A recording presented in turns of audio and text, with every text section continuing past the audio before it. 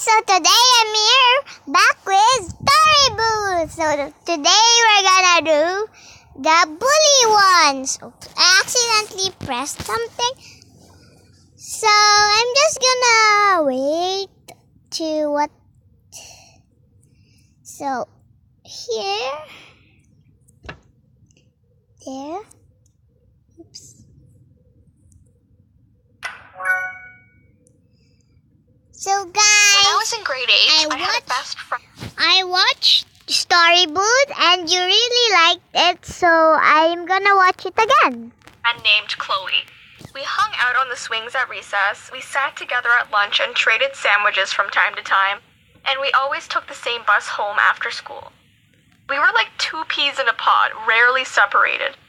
Well, that soon changed when Chloe got a boyfriend halfway through the year. He was a boy named Tom that was known as one of the school's biggest bullies. Everyone was extremely intimidated by him and tried to stay on his good side. Once I had seen him throw a kid's backpack over the roof of the school for no reason. He just seemed to take pleasure in ruining people's days. So when Chloe asked me to sit with him and his friends at lunch every day, I couldn't say no. I didn't want to lose her as a friend, and I didn't want to upset him. So I pretended to support their relationship, even though I knew Tom was a bad guy. Well, one day a new girl named Jenna was introduced to our class. She looked very shy and nervous and had no one to sit with at lunch, so she sat by herself. I timidly asked Tom and his friends if I could invite her to sit with us, and they instantly started laughing, as if I had told them a hilarious joke. Tom then picked up a couple chips from his lunch and threw them over at her table where she was quietly reading a book. She looked startled but didn't try to stand up for herself. I remember feeling so bad for her in that moment, but I didn't have the courage to say anything. For the next week, Tom and his friends would bother her during lunchtime. They would roll up pieces of paper to throw in her hair and would constantly call her the weird loner girl. I was so shocked that Chloe was allowing her boyfriend to treat another human being this way. And I started feeling really embarrassed that I was sitting with these horrible bullies. Because by not standing up for Jenna, I looked like one too. So the next day I finally decided to make a change, even if I knew it would impact me negatively. So instead of sitting with Chloe and Tom, I went and sat beside Jenna. She looked really happy to finally have someone to keep her company. But right away, I noticed that Tom and his friends were giving me dirty looks and whispering to each other. And it didn't take long for them to start treating me the way they did her. Crumpled paper was thrown at me, and I was beginning to be called Weird Girl Number 2. But all I can think was, at least Jenna isn't going through this alone.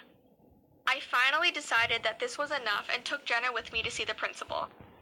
We tried the best we could to tell her what was happening, but she told us that if there was no proof of bullying, she couldn't do anything.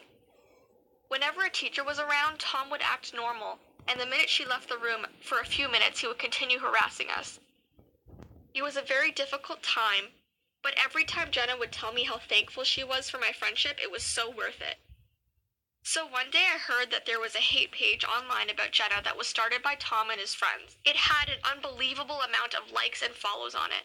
They would take pictures of her and post them with terrible captions. They would quote things that she said and gossip about some of the things she did during the day. And as unfortunate and sick as it was finally the proof we needed to give to the principal. The police actually ended up getting involved, and Jenna was never picked on again after that. I'm very proud of myself for stepping out of my comfort zone to stand up for her, because if I didn't, I'm not sure if she would have had the confidence to do it herself. Some people need that extra push from someone else that is willing to support them. So if you ever see someone being bullied, don't just be a bystander. Do something about it. Your actions could greatly change someone's life for the better. So guys, that was a bully. So yeah, that's very mean if you have bullied someone. I think I haven't, but someone bullied me for a long time. Wait, what's... So guys, next story is I stood up to the racist mean girl. 7 years ago, I was really close friends with this girl named Caitlin, and we went to the same public school. I also had a lot of other friends. And back in grade 5, we didn't really care about, race. We were friends with everyone with different cultures and whatever. And later, things started to change. me and Caitlin were playing at the park, and one of my other best friends came along, and she started to tell me that, hey, we shouldn't play with Caitlin because she's black. And obviously that didn't make any sense to me because I'm myself brown. But back then, I went with the crowd. So I went up to Caitlin and I said, Caitlin, I don't want to be your friend because you're black. And I left. And later, I felt so guilty because I did not mean it because she was my best friend and I still wanted to be best friends with her.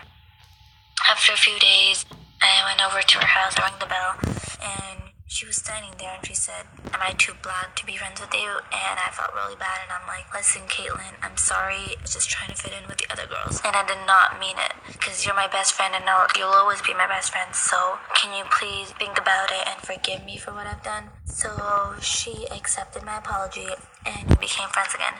Later, my best friends, which were the mean girls, came up to me and said, why are you friends with Caitlin? And I said, so we've been best friends forever, like, let me be friends with her. And they said, no, you can't be friends with her, she's black.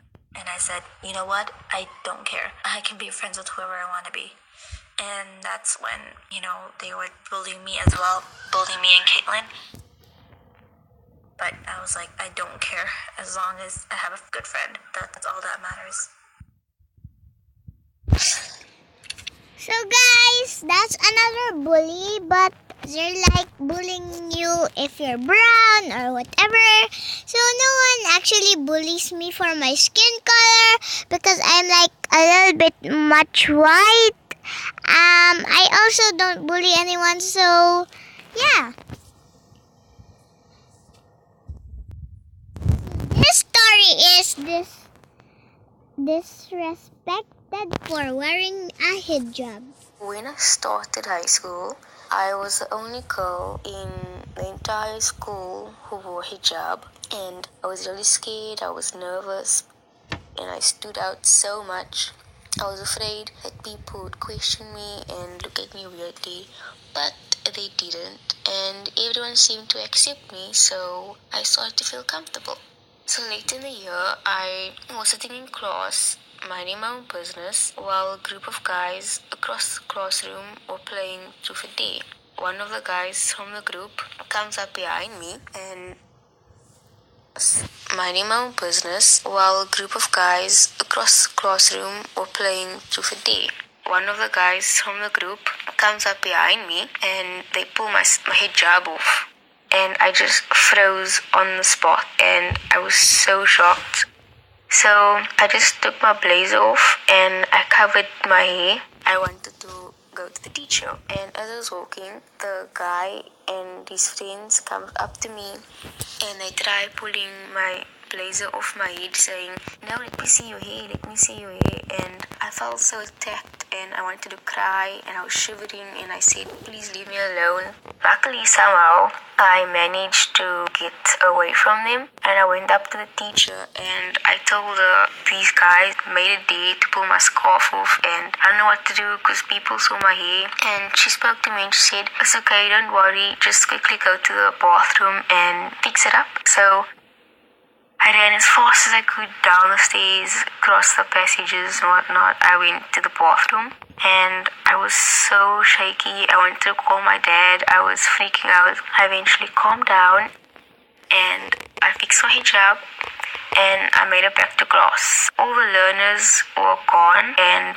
the guy who pulled my hijab off was standing in class with a teacher and she was scolding him, yelling at him and shouting at him, and he looked like he was about to cry. And so at that moment I felt, he learned his lesson.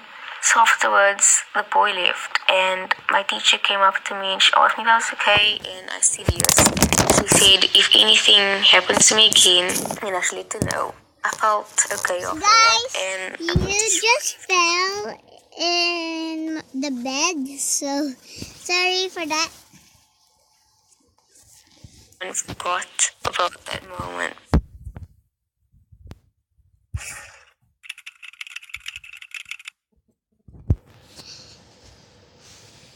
So guys, that's all. If you want a part 2 of this, just like, subscribe, and comment down below. Woo!